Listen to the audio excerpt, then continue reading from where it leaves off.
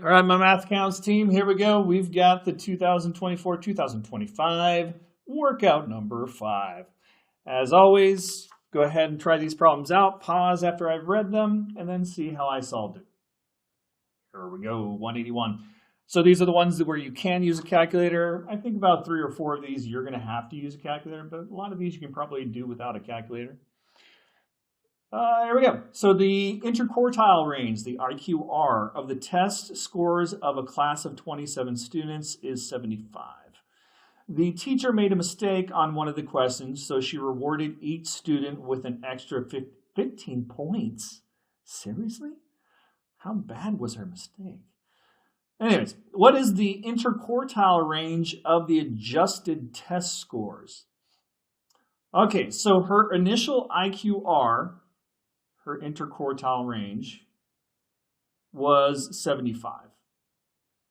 Now the IQR is the distance between Q3 and Q1. So this is the top 75% of the class, and this is the bottom 75% of the class. Because remember, your data set is split up into quarters. Okay, so when they subtracted these two numbers, they got 75. Now, she adjusted the scores, and she adjusted everybody evenly. So that means she added 15 here, and she added 15 here. Well, this 15 and 15 are going to cancel out, so the IQR is still going to be 75. No calculator needed. Next. Allie, Bob, and Cam went bowling. Oh, I hate bowling. In their first game, the average of the points scored by Allie and Bob was 55. So Allie plus, I'm not supposed to do this. I'm supposed to read and let you do it. Allie, Bob, and Cam went bowling. Allie and Bob, that's 155, but that's the average. The average number of points scored by Allie, Bob, and Cam was 174 points. How many points did Cam score? Okay, so go ahead and pause it, try it out. Here's my solving method. So Allie plus Bob divided by 2, it came out to 155 points. Allie plus Bob plus Cam divided by 3 comes out to 174 points. So I would multiply both sides by 2 over here to find out that Allie and Bob is 310. That's the total points they both scored together. And then over here, I would multiply both sides by 3, and that would mean that Allie plus Bob plus Cam is equal to calculator time.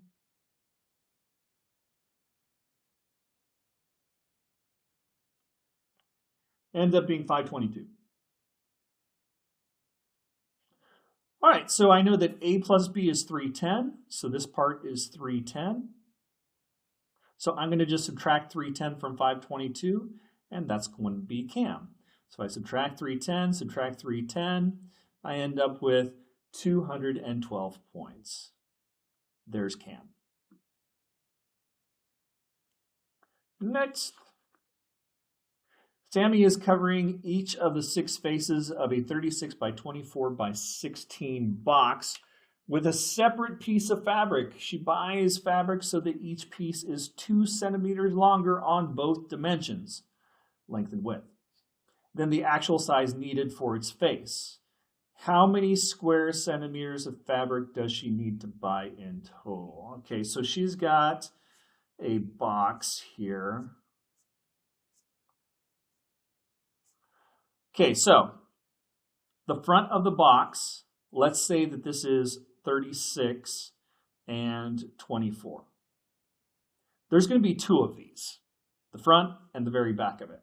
So there's 2 of those, and we're going to increase both of these measurements by 2. So this would be 38 by 24. Okay, so that's the fabric that she needs for the front and the back. Okay, the other measurement was 16. So over here, we've got 16 by 36. There's going to be a right side and a left side for that. So there's going to be 2 of the left side over, or the right side over here and the left side over there. And again, we're increasing by 2, so it's going to be 38 by 16. So this is 2 times 38 times 16. I'm sure there's a 18, not 16. I did it wrong over here too. I did 24 instead of 26. Got to pay attention, Holcomb. All right, and then on the top and bottom, the top and the bottom is 24 by 16. There's 2 of them. And this is going to be 26 by 18. Oops, crap. There we go. All right, so this is definitely one we're going to want to use a calculator. 2 times 38 times 26, 1976. 2 times 38 times 18, 1368. And of course, 2 times 26 times 18 is 936. And then just add these 3 numbers together and you get 4280. Done. Third problem, fourth problem.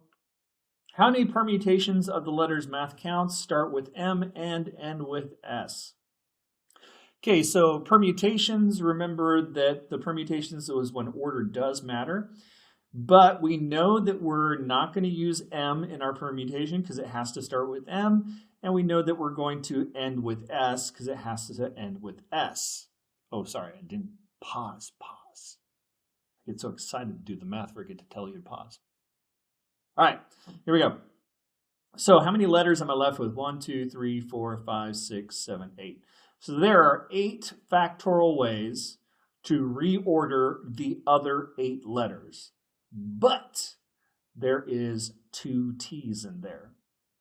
So there are 2 T's, so I have to divide out the 2 factorial ways that the T's can be used, because T1, T2 is the same thing as T2, T.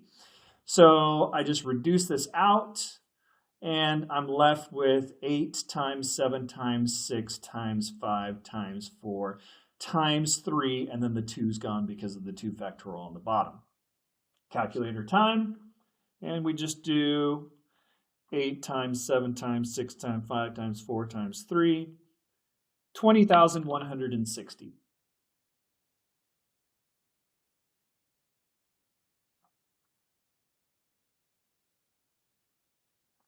Next. Here we go. All right. A rectangle has its 4 vertices on a circle. If the diameter of the circle has a length of 10 and the rectangle has a perimeter of 28, what is the area of the rectangle? All right. Now, there is a very, very long way that you could do this, because we know that the perimeter, if this is X and this is Y, we know that the perimeter would be Y. We know that the perimeter would be 2x plus 2y equals 28. And because of the Pythagorean theorem, we could say that x squared plus y squared equals 100. All right, now this is actually something that's kind of doable to work through and try if you want to do the straight math hammer at it method, but that's not the fastest way to do it. Here's the thing that I noticed. Our perimeter is an integer value. That tells me, since I'm going to use the Pythagorean theorem here, that tells me that more than likely these are integer values, making this right triangle right here a Pythagorean triple. So, go through your thoughts of the Pythagorean triples. Which triple has a 10 as the hypotenuse? And you might have already come up with it. 6, 8, 10. 6, 8, 10, and now we've got 14 and 14. That is 28. So this must be a 6, 8, 10 right triangle. 6 and 6, 8 and 8 makes 28 feet. What's the area of the rectangle? It's just 6 times 8. 48. way easier than if I would have solved through this thing. So I end up with 48. Next, Jackson is making a pizza. He wants to ensure that the pizza will be exactly the same size as his dinner plates because he's a weirdo. If Jackson's dinner plate has an area of 79.5 inches squared, what is the length of the diameter of his pizza? Use, oh gosh, Jackson, 3.14 for pi. Okay, so here's what he wants. His area is 78.5. And that would mean that the area of the pizza would be pi r squared. So squared. And for pi, we're using 3.14.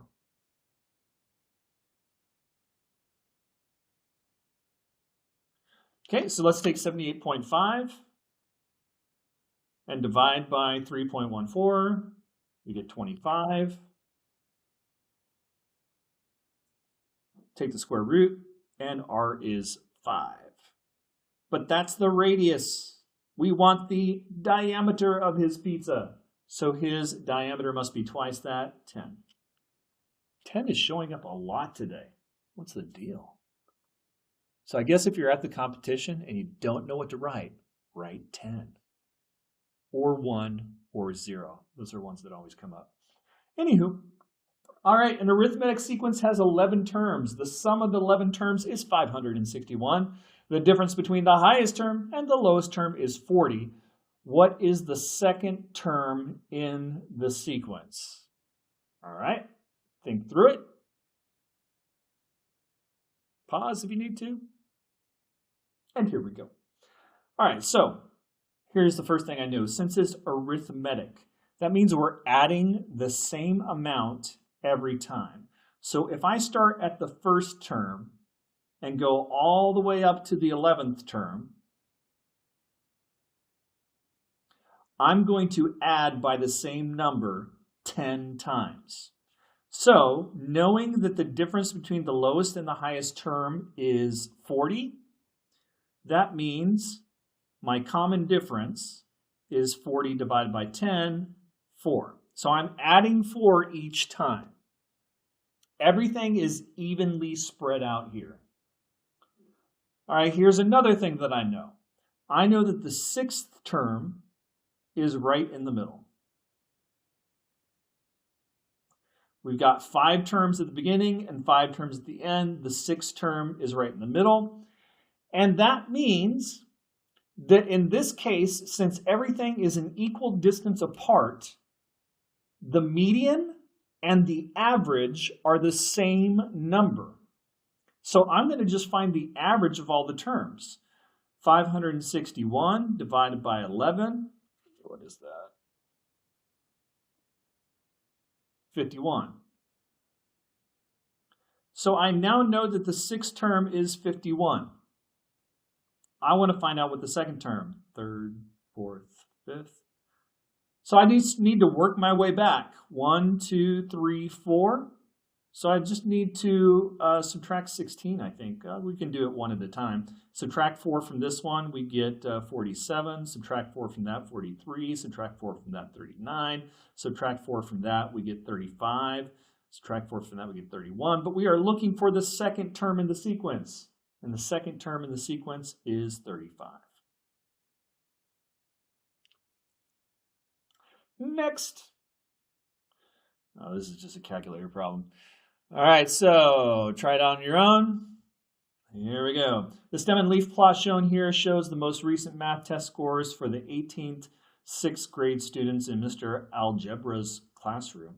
What is the arithmetic mean, the average, of the 18 test scores? Express your answer as a decimal to the nearest 10th. So all you have to do, stem and leaf, this means that this number is 63, this one is 68. This is 71, 74, 76, 78, 79, 82, 82, 83, 84, 87, 88, 89, 90, 91, 92, 95. So that's just one quick way to write all of your values using a stem and leaf plot. So all you have to do is add up all those numbers and then divide by the 18 numbers that you see there. I've already done it to save us some time. The numbers add up to be 1472. And then we divide that by 18. And it comes out to 81.7 repeating. And they want us to round to the nearest tenth, so that would be 81.8. All right, two more. We're almost there. Get this moved around a little bit. Oh, okay, here we go. How many choices of three integers, one from the set of 1, 2, 3, one from the set of 1, 2, 3, 4, and a third from the set 1, 2, 3, 4, 5, have the property that at least one integer is odd or a multiple of 4? Okay, so here's the thing. I started doing this the long way the first time, realized I was doing way too much, and then sat and had to think about it, and then came up with a much better way to do it. First of all, if I got three integers from a set, there's 3 ways to pick from set 1. There are 4 ways to pick from set 2. And there are 5 ways to pick from set 3, which makes 12 times 5, that is 60 different ways. So I cannot have more than 60 choices. 60 choices is the maximum. Now, I'm going to be honest with you. The first time I read this, I accidentally read this as and not or. It makes a huge difference. So I started coming up with all of the different combinations and started writing them out. And I was like, oh my goodness, this is going to take me forever. And then, and if you start getting into that problem where you're doing something forever, where you're like, this is going to take a ton of time, stop, reread the problem. Because if you reread it, you'll probably notice something small like the word or. Now, when we are looking at, it's not really a probability, but it kind of is. When we're looking for the number of things that we need, and if we know that there's 60, and we also know that finding all the ones that will work is going to take a long time, stop and think about the ones that don't work. And if you think about the ones that don't work, there are very few. For instance, I want numbers that one is odd or a multiple of 4. In the first set, this is odd, that's not, and it's not a multiple of 4. So this is the only number in this first set that's not going to work. In the next set, this is odd, this is odd, this is a multiple of 4. This is the only number that doesn't work in that set. In the last set, this is odd, this is odd, this is odd, this is a multiple of 4. There's only one number in that set that works. So there's only one combination that's not going to work. A 2, and a 2 is not going to work. So if there's 60 combinations and only one doesn't work, our answer is 59 combinations or choices. So sometimes, especially looking at probability or a problem like this with choices, think about the opposite of what you're looking for. Because what you're looking for and what you're not working for is going to equal 100% of all the choices possible. So a lot of times you want to look at these problems backwards, especially with probability. It's called a complement, where the possibility of something happening plus the possibility of it not happening equals 100%. So you can sometimes find out the probability of something not happening, and that's faster. So then you can just subtract that from 100%. Anyway, I hope you understood that. Last one. What is the units digit of 1 to the 4th power, 2 to the 4th power, plus 3 to the 4th power, plus 10, all the way up to 10 to the 4th power? Okay, so I only want the units digits. So when I am taking these to the 4th power, I'm only going to look at the units digit. So I've got 1, 2, 3, 4, 5, 6, 7, 8, 9, 10.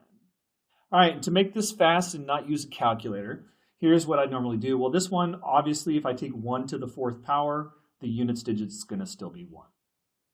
2 to the 4th power. Now, normally what I would do here, since it's 4th power, I'd take 4 times 4. So I'd take the squared multiplied by itself. So 2 squared times 2 squared, that's 4 times 4, 16. So the units digit is 6. 3 to the 4th power, that'd be 9 times 9. The unit digit would be 1. 4 to the 4th power, so I'm talking about 16 times 16. So I'm taking 4 squared times 4 squared. And I'm just looking at the units. So 16 times 16, so I'm only looking at 6 times 6.